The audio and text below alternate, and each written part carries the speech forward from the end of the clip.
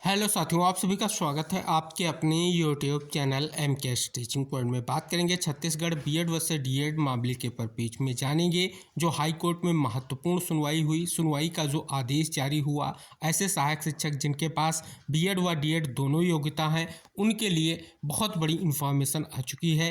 Finally जो है यहाँ पर आप देखेंगे विभागीय आदेश जो है जारी हो चुका है, स्पेशली 5th काउंसलिंग के परिप्रेक्ष्य में। क्या निष्कर्ष है इस वीडियो के माध्यम से आपको इंगित कराएंगे। निवेदन करेंगे आप वीडियो को अंत तक जरूर देखें और वीडियो में दी गई महत्वपूर्ण इन्फॉर्मेशन को शेयर करें जिससे सभी तक ये इन्फॉर्मेशन पहुंच सके। चैनल पर नए हैं तो चैनल को सब्सक्राइब जरूर कर लें जिससे आपको ऐसी इन्फॉर्मेटिव वीडियो आसानी से प्राप्त होती रहे।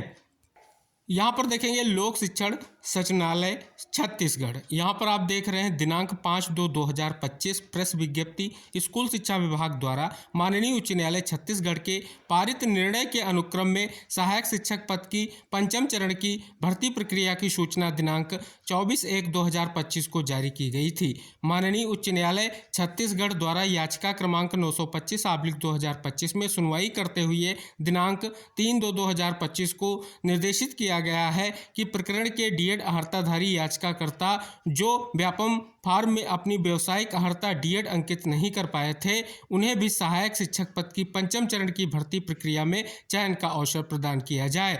माननीय न्यायालय के निर्देश दिनांक 3/2/2025 के परिपालन में सचिवालय द्वारा पूर्व में जारी सूचना दिनांक 24/1/2025 को निरस्त किया जाता है। सचिवालय द्वारा सहायक शिक्षक पद की पंचम चरण की भर्ती प्रक्रिया के संबंध में संशोधित सूचना पृथक से जारी की जाएगी। तो आप देख रहे हैं एक विशेष निष्कर्ष आपको यहाँ पर देखने को मिल रहा है जो कहीं ना कहीं महत्वपूर्ण है। आदेश आप सभी के समक्ष है 3/2/2025 का वो महत्वपूर्ण आदेश आप सभी को इंगित कराना चाहेंगे। जिस आदेश का निष्कर्ष आप देख रहे हैं जो ये यहाँ महत्वपूर्ण जो है नोटिस जारी हुई है उसमें इंगित कराया गया है।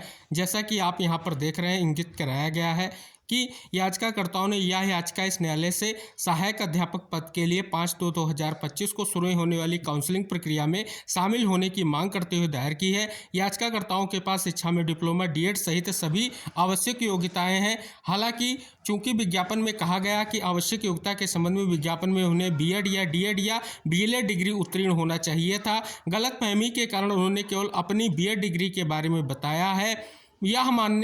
यह मानते हुए कि डिग्री में केवल एक का उल्लेख करना आवश्यक है। बाद में SLP संख्या 5068/2023 व अन्य संबंधित मामलों में माननीय सर्वोच्च न्यायालय द्वारा 11 अगस्त 2023 को पारित निर्णय के आधार पर माननीय सर्वोच्च न्यायालय ने माना है कि प्राथमिक शिक्षकों की नियुक्ति के लिए डीएड या डीएलएड की आवश्यक योग्यता होगी और बीएड डिग्री धारकों को प्राथमिक शिक्षकों की भर्ती प्रक्रिया में भाग लेने की अनुमति नहीं दी जाएगी। इसके आधार पर इस न्यायालय की डिवीजन बेंच ने भी आदेश पारित किए हैं और तदनुसार सहायक शिक्षक के जो अपनी बीएड डिग्री के आधार पर नियुक्त किए गए थे यह तर्क दिया गया कि याचिकाकर्ता के पास डीएड की डिग्री है जो उन्होंने विज्ञापन जारी होने से पहले प्राप्त की है, इसलिए वह चयन प्रक्रिया में भाग लेने के हकदार हैं और काउंसलिंग में उन्हें बुलाया जाना आवश्यक है। हालांकि उन्होंने गलती से अपने आवेदन पत्र में अपनी डीएड डिग्री का उल्लेख नहीं किया है, क्योंकि यह उल्लेख नहीं किया गया था कि केवल डीएड डिग्री धारक ही पात्र होंगे।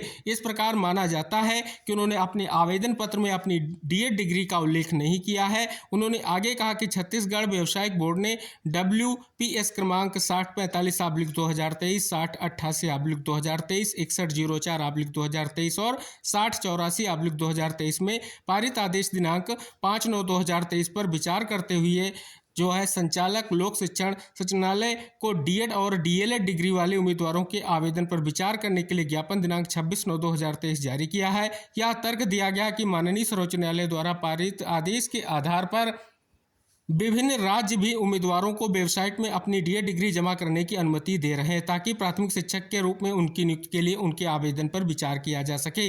केंद्रीय विद्यालय संगठन को भी उपरोक्त के परिणाम स्वरूप उम्मीदवारों से 2 वर्षीय डिप्लोमा की उनकी योग्यता पर विचार करने के लिए कई अभ्यावेदन प्राप्त हुए हैं जिसमें कहा गया कि उनके पास डिप्लोमा और बीएड दोनों की योग्यता है, लेकिन उन्होंने ऑनलाइन आवेदन पत्र में बीएड की योग्यता भरी है। सक्षम प्राधिकारी ने ऐसे अभ्यावेदनों पर विचार किया है और केवल योग्यता के अद्यतन के लिए ऑनलाइन विंडो खोलने की अनुमति दी है। यह भी ध्यान दिया जा सकता है कि किसी भी परिस्थिति में ऑनलाइन आवेदन पत्र में किसी अन्य क्षेत्र में कोई भी आधुनिकीकरण का विचार नहीं किया जाएगा। यह तर्क दिया गया है चूंकि काउंसलिंग का 5वां चरण 5 फरवरी 2025 से शुरू होने वाला है, इसलिए कुछ याचिकाकर्ताओं के पक्ष में अंतरिम आदेश दिया जाना आवश्यक है ताकि वह परामर्श कार्रवाई में भाग ले सकें। दूसरी ओर प्रतिवादियों के विद्वान वकील ने कहा कि यदि याचिकाकर्ताओं के पास डीएड या डीएलएड का प्रमाण पत्र होता तो वे किसी भी राहत के हकदार नहीं होते। उन्होंने आवेदन के साथ अपनी डिग्री जमा करनी चाहिए थी।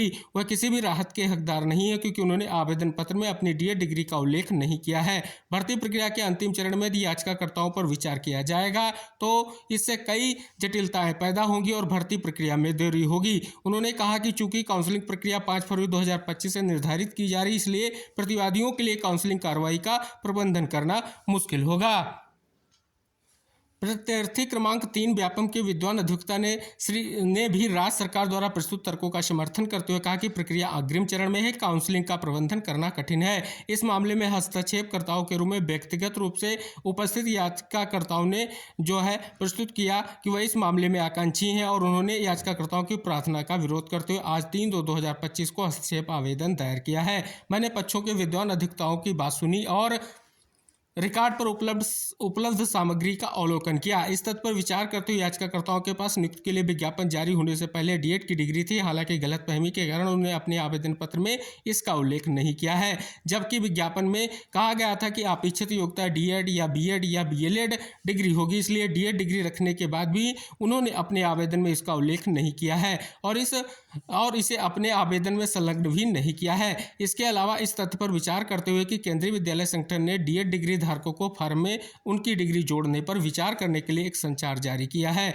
और इस तथ्य पर भी विचार करते हुए कि बिहार लोक सेवा आयोग ने भी उम्मीदवारों को वेबसाइट में अपनी डीएलएड डिग्री डाउनलोड करने की अनुमति दी है। इस न्यायालय का विचार है कि याचिकाकर्ताओं को अपने फॉर्म में अपने प्रमाण पत्र के साथ अपनी डीएड डिग्री का उल्लेख करने की अनुमति दी जानी चाहिए और इसके लिए उन्हें व्यापम के प्रत्येक याचिकाकर्ता के लिए अलग से आवेदन दायर करना होगा और बदले में व्यापम को उनके आवेदनों पर विचार करने और विज्ञापन जारी करने से पहले डीएड डिग्री रखने वाले व्यक्तियों के साथ एक सूची तैयार करने और उन्हें परामर्श कार्रवाई में भाग लेने की अनुमति देने का निर्देश दिया जाता है। इस स्तर पर प्रतिवादी राजकीय वकील के साथ साथ प्रतिवादी संख्या 3 व्यापम इस बारे में निर्देश प्राप्त हुए कि क्या काउंसलिंग की कार्रवाई 1 सप्ताह के लिए बढ़ाई जा सकती है ताकि राज्य और व्यापम द्वारा सूची तैयार करने और डीएड शिक्षक के रूप में नियुक्त के लिए डीएड डिग्री रखने वाले पात्र व्यक्तियों को काउंसलिंग के लिए बुलाने के लिए आवश्यक व्यवस्था की जा सके। निर्देश पर दोनों वकीलों द्वारा प्रस्तुत किया गया है कि वह तिथि बढ़ाएंगे और वह 10 फरवरी 2025 से 5वें दौर की काउंसलिंग बुलाएंगे। तदनुसार विशुद्ध रूप से अंतरिम उपाय के रूप में प्रत्येक याचिकाकर्ता को काउंसलिंग कार्रवाई में भाग लेने के लिए अपनी डीएड डिग्री पर विचार करने के लिए अलग अलग आवेदन दाखिल करने का निर्देश दिया जाता है। आवेदन के साथ प्रत्येक याचिकाकर्ता द्वारा राज्य और व्यापम के समक्ष विधिवत प्रमाणित डीएड डिग्री की प्रति संलग्न की जाएगी और बदले में राज्य और व्यापम उस पर विचार करेंगे और याचिकाकर्ताओं उनकी डीएड डिग्री के आधार पर काउंसलिंग कार्रवाई में भाग लेने की अनुमति देंगे, जिसे 10 फरवरी 2025 से शुरू किया जाना है। यह स्पष्ट किया जाता है कि इस न्यायालय ने मामले के गुण दोष पर कोई राय नहीं दी है और यह याचिकाकर्ताओं को उनकी डीएड डिग्री का उल्लेख करने के लिए आवेदन दाखिल करने के लिए दी गई अंतरिम सुरक्षा है तथा उन्हें उनकी आगे की पात्रता के अनुसार काउंसलिंग के लिए बुलाया जाएगा। प्रतिवादियों को यह भी निर्देश दिया जाता है कि इस मामले पर आगे न बढ़े। इस न्यायालय की पूर्व अनुमति के बिना आगामी काउंसलिंग प्रक्रिया में कोई अंतिम आदेश जारी नहीं किया जाएगा। राज्य के विद्वान वकील ने रिटर्न दाखिल करने के लिए 4 सप्ताह का समय मांगा और उसे यह समय दे दिया गया। इसके बाद याचिकाकर्ता को जवाब दाखिल करने 2 सप्ताह का अतिरिक्त समय दिया गया। इस मामले को 24 फरवरी 2025 को शुरू होने वाले सप्ताह में सूचीबद्ध करें। तो यहाँ पर आप देखेंगे कोर्ट का जो आदेश है, विस्तृत आदेश हमने आपको इंगित कराया क्या आदेश था और क्या ये जो महत्वपूर्ण जो विभागीय आदेश आया है जिसका निष्कर्ष आप सभी के समक्ष है और इसी आदेश का अवलोकन करते हुए इसी आदेश के परिप्रेक्ष्य में आप देखेंगे कहीं ना कहीं एक बड़ा निर्णय लिया गया है। अब आगे क्या निष्कर्ष रहेगा, जो बहुत ही महत्वपूर्ण आदेश के बिहाफ पर काउंसलिंग की प्रक्रिया जो है 10 फरवरी से स्टार्ट होगी जैसा कि आदेश में इंगित है। फिलहाल जो भी निष्कर्ष रहेगा, जो भी आदेश होगा, जो भी कहीं ना कहीं महत्वपूर्ण इन्फॉर्मेशन होगी लगातार आपको प्रोवाइड कराई जाएगी। इसके लिए आप चैनल से जुड़ें, चैनल को सब्सक्राइब करें, बेल आइकन प्रेस करें। नेक्स्ट जो भी इन्फॉर्मेशन होगी आपको शेयर की जाएगी। मिलते हैं नेक्स्ट अपडेट के साथ, तब तक के लिए बाय बाय, टेक केयर साथियों।